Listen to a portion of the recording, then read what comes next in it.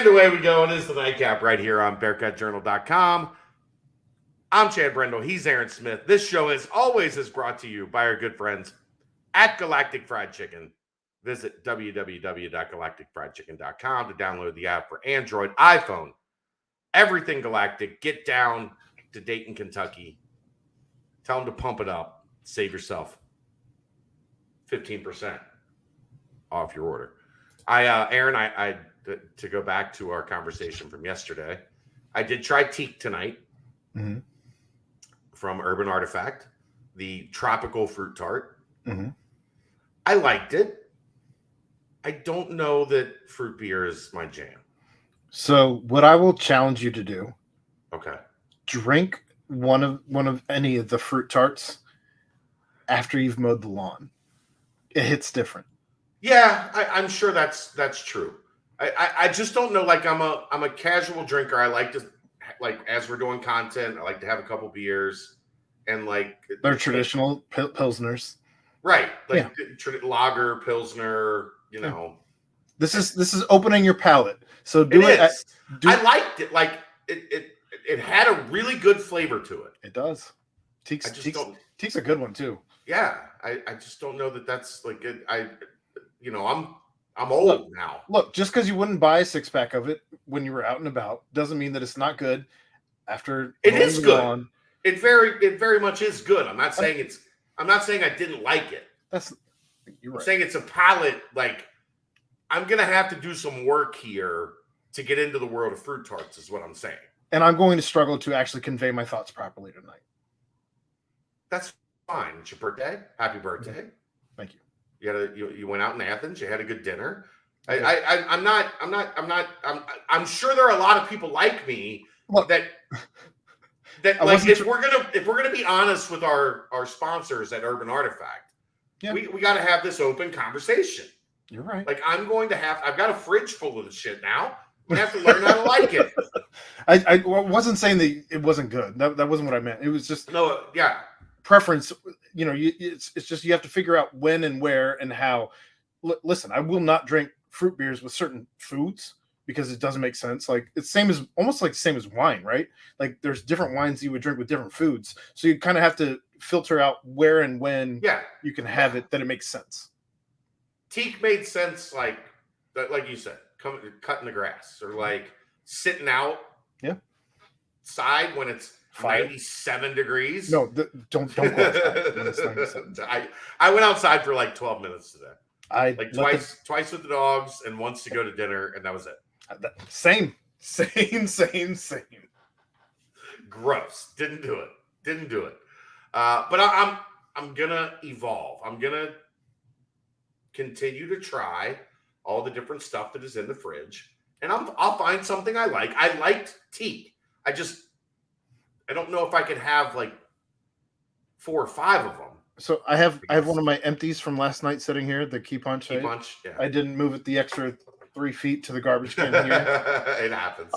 But there is a key lime with salsa where they have. I have one of those in the fridge. So I'm very intrigued by that. It should be interesting. But I know this podcast isn't particularly sponsored we talked about Galactic. I'm just talking about my first experience. Urban Artifact experience and the learning curve I'm going to have to go through.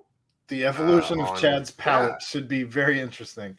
The gadget, I think you would enjoy. It's almost like a dessert beer. I'm not a big dessert guy. I understand. Look, but again, you have to figure out when and where to drink these certain beers. So right. I'm here to help. That's part of what, like, the learning process. Right. I'm going to have 4 or 5 beers, and it's going to be a Bud Light or a Coors Light or just a standard traditional lager, and then I'm going to go Bush Heavy. Like, whatever. Like, that's kind of how my beer consumption goes. I get it. So I've got to expand the palate, and we're getting there. I tried teak tonight. I enjoyed the taste of it. I don't know that I could have like 4 of them. Look, so maybe the trick is to learn, like, have the first one as an Urban Artifact and then have a couple of the lagers after. Pretty soon you'll get to the point where you don't have to actually drop your shoes off every time you cross the bridge and pick them back up on your way back. It's crazy. All right, let's get to the show tonight. I know people are annoyed at 5 minutes of this at this point.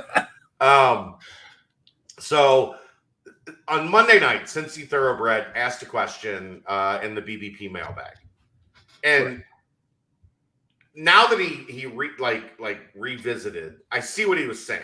When he asked the question, he kind of posed it as, how do you think the Big 12 is going to shake out over the next 5, 10, 15 years? I don't know. So we had some fun with it. We joked around, and he came back in the thread and said what he meant was, how do you think things are going to shake out for Cincinnati, UCF, Houston, and BYU, the new members of the Big 12, in the short term and the long term? Who's best suited for success right away? Who's best suited, in 2037, which is what we had a lot of fun with on the pod. You want to know what the Big 12 is going to look like in 2037? I don't know what breakfast tomorrow looks like, if I'm being honest. Right? Exactly. So we had some fun with it, but I think it's a really good, really interesting topic that deserved its own nightcap, and not necessarily just a small rush through it segment on the BBP. Here's what's fascinating about the question. You have 3 schools, and let's be honest, this is a big part of why the Big 12 selected Central Florida University, Houston, and Cincinnati. Orlando, Houston, Cincinnati. The recruiting in those 3 areas are about as good as it gets in the country. Not only that, they're easy cities to travel to, right? Sure. But when you're talking about which of these, how is everybody going to stack up as they assimilate into the Big 12?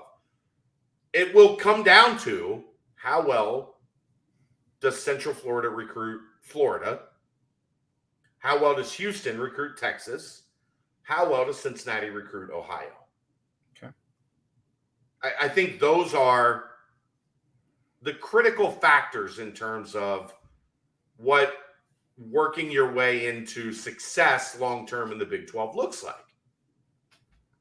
We've already seen Cincinnati is making a significant dent in Ohio. Absolutely. Central Florida is doing a good job in the Orlando area. I don't know that they've really broadened their scope to the whole state of Florida yet. But Florida is a different animal. We're talking about success in Ohio as the top 25 Ohio kids. Success in Florida is recruiting 10% of the top 100. Well, how many schools are in Florida? Goodness. Between Florida State, Miami, UCF, Florida, FAU, FIU. Well, but here's the other important thing. USF. Everybody dips into Florida. It's also a weird state, just the way it is geographically. There's no real easy way to get to all the different parts of that state. Right.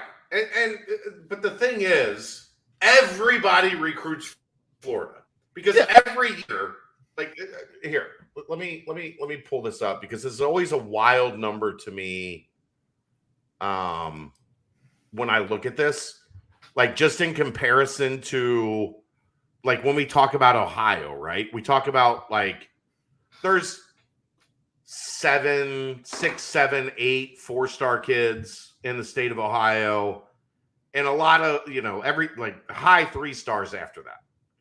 Aaron, I am still scrolling. I think we're going to get to 100. Florida's a big ass state. Well, and it's football, right? Well, you can also train all year long, right? Right. 75. There are 75 4-star players in the composite in the state of Florida in just this class, 2023. So if you can get 6, 7, 8 of the top 70, think how crazy Cincinnati fans are for getting 6, 7, 8 of the top 25 kids in Ohio. That range is expanded all the way to 75 in Florida. They get to literally train all year long outside, right? I mean, right.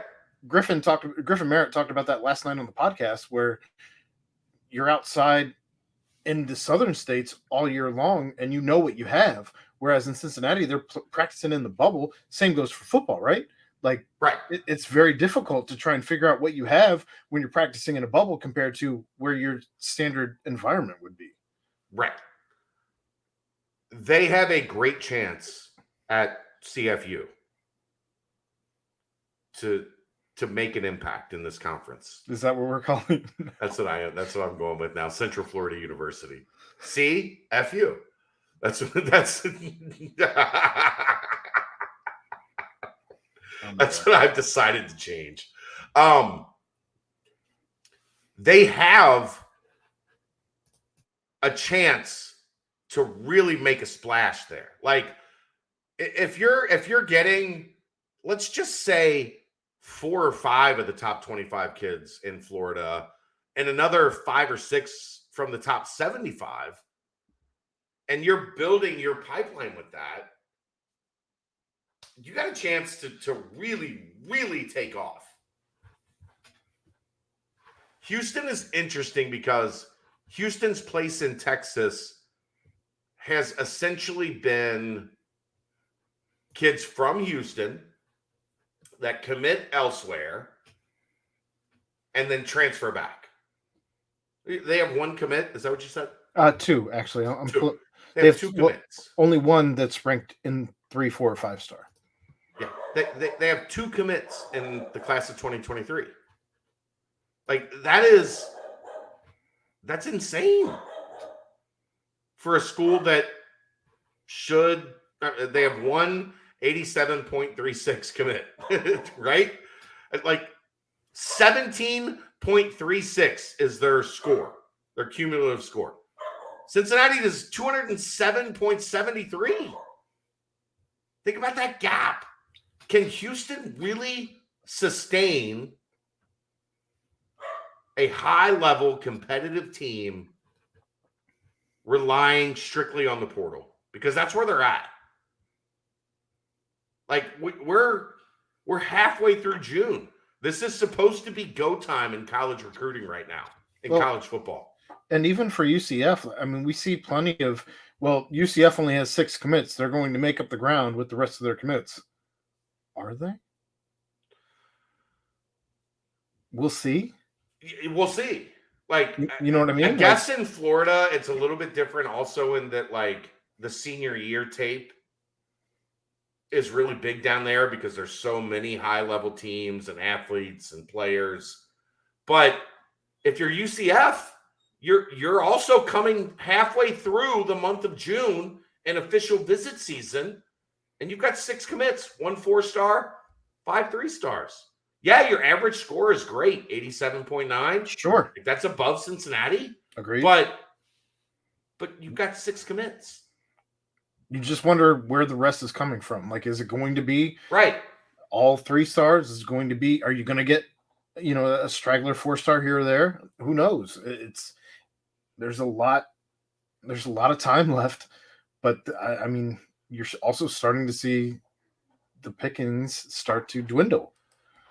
Right. Especially in that 4-star, 3-star range where, the 5 stars, obviously they hold back a little bit comparatively, but the 3 and 4-star range, we'll see. Yeah. I mean, it's going to be interesting for both of them. BYU, like, that's always an outlier, right? They get to college, they go on a mission for 2 years, they come back, they basically start at 19, 20, 21 years old instead of 17, 18, 19 years old. A lot of their teams, like, we talk about it in basketball a lot, get old, stay old. And we talked about it in football this year with UC. how fortunate they were to have all these guys that were back for their 4th, 5th, 6th seasons. That's kind of like that's what gives BYU the ability kind of to hang around, right? Like they don't recruit at a crazy level. And there it is right now, 5 commits for them 3 stars. And I think a lot of their stuff over the years is in that like 84, 85, 86 range, which works out well for them. I know they have a pretty good connection to like the Samoan community in Hawaii. For whatever reason, I guess there's like that part of that community is connected to the Mormon church. I'm not fully capable of speaking on that, but they do have a lot of or a decent amount of talent from that community that fills their roster at times. But they're always going to be a factor because they're always playing with dudes that are grown, right? Like, I bring this up only because I feel like it's worth taking a look at as we're talking about teams and expectations and how we see us fitting into the Big 12. Yeah. Texas Tech, the only one ranked over us currently. Well, I mean, UC's number 3. Being ranked over UC is going to be very difficult at this point in time. It's going to adjust. But yeah, there is a team in the Big 12 currently ranked above us. Right. And I think it's very interesting to see Iowa State ranked where they are, where West Virginia ranked where they are. This is going to be fun. We know how rabid these fan bases get, and we know how these teams generally stack up. I don't feel like this is indicative necessarily of where the rankings shake out, as we've talked profusely about in regards to where UC currently stands at number 3. It's certainly not where they're going to end up, but it'll be very interesting just to see how this all. Yeah, I mean, you're still looking at like Texas Tech, Baylor, TCU get the fertile recruiting ground that is Texas, but Texas A&M, Oklahoma, with Texas and Oklahoma headed to the SEC, along with Texas A&M already being there. It'll be interesting to see how that affects recruiting in the state of Texas. But my point being, Kansas, not a wildly fertile recruiting ground. Oklahoma, not a wildly fertile recruiting ground. Iowa, not a wildly fertile recruiting ground. West Virginia, not a wildly fertile recruiting ground. And the Texas schools are in a dogfight to build their rosters. So it's hard not to say, to get back to answering the question. I know we got off on the recruiting tangent. We did. For a reason. Because recruiting is going to tell in a lot of ways the story of how these teams assimilate into the Big 12. Cincinnati is clearly in the best position because they have the best connection to their state and they have the best coach. So how long do you think Luke Fickell is here determines how long do you think Cincinnati is going to be successful. I was trying not to make that joke because I know how much you hate it. Well, but let's say hypothetically it's another 5 or 6 years, which would mean Luke Fickell's been here 10, 11, 12 years. Like, nobody would have predicted that to begin with. So I don't mind talking about 5, 6, 7 years down the road if Cincinnati has to make another coaching hire. Guess who should be ready by then? Guess who wants nothing more than to be the head coach at Cincinnati? Gino. Weird. There's a succession plan in place, long term. You mean we're not getting Marcus back? No, that's not happening. That guy's rocket ship to the moon has already landed and built a colony. He's number one in the recruiting trail. And right. Like, good luck toppling Notre Dame right now. Good Lord. But UCF, what does their position in Florida look like 5 years from now? I don't know. I really like Gus Malzahn as a coach. I think that has a chance to be really successful. If there's stability and they can start winning. Dana Holgorsen, dude's wild, man. He's a wild card. Like, I like him a lot. Sitting through his press conferences, like during that the AAC championship game lead up and then after the game, I like him. Like, he's my kind of guy. Like, he tells you how it is. He doesn't pull any punches. I don't mind him. Sometimes, but I just don't know in Texas how much of a grasp Houston can have. Can they really go to war for 4- and 5-star talent in Houston and win it? Time will tell. I mean, but I have less confidence in that than I do Cincinnati in Ohio and UCF in Florida. That's what I'm saying. Does the Big 12 have a home spot for their championship, or is it right now it's Jerry World? Okay. I wouldn't mind going back there. Macaroni and cheese is dope. It's a good time.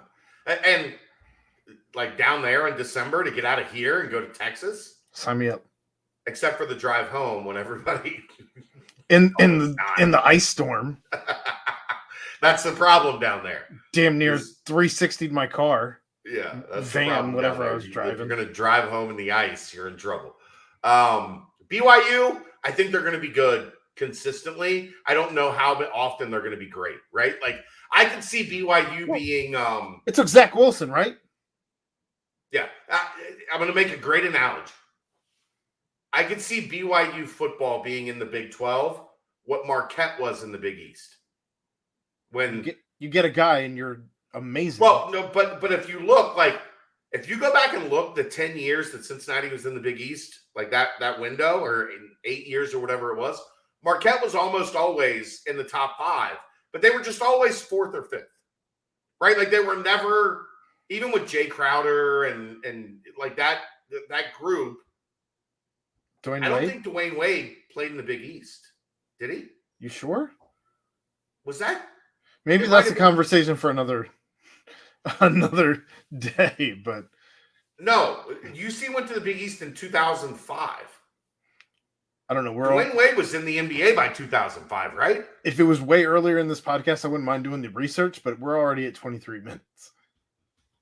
Oh, I'm doing it. All right. I don't think he played in the Big East. Yeah, he was a rookie for the Miami Heat in 2003. He played in Conference USA. Okay.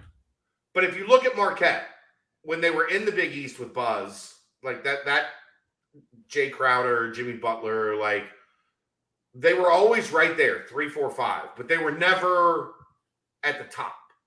They were relevant, but they weren't championship. I think that's BYU in the Big 12.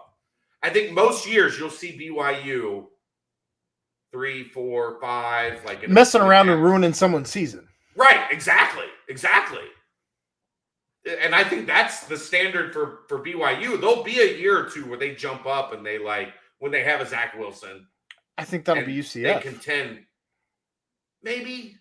I don't know that the gimmick works. Where they mess around and ruin someone's season. I mean, we'll see if mess around and ruin someone's season. Sure. Where if Gus Malzahn can replicate what the crazy Madden numbers that quarterbacks have been putting up, I don't know that that's going to be sustainable, though.